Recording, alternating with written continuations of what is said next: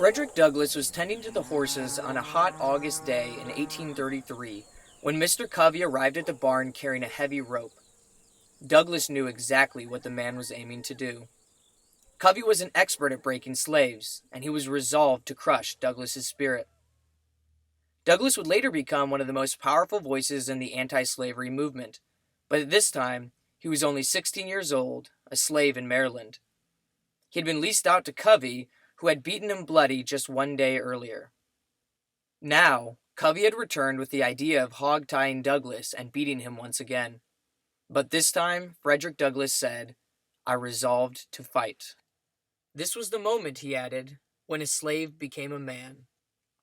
He seized Covey hard by the throat, Douglass wrote in his narrative, An American Slave.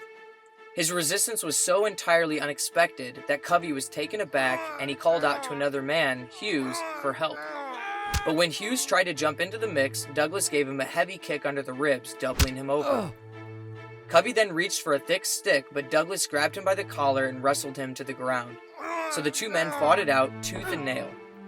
After a long battle, the men split apart, both exhausted, but Douglass said he got the better of Covey. "He had drawn no blood from me, but I had from him," he wrote. From that day on, Douglass says Covey never again laid a finger on him in anger. This became a turning point in Douglass's life. "I felt as I never felt before," he wrote.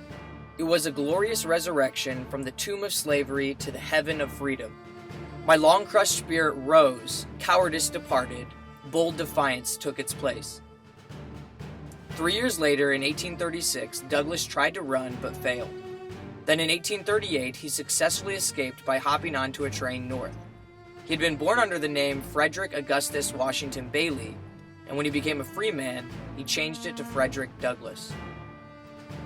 Douglass went on to become a licensed preacher and a great orator.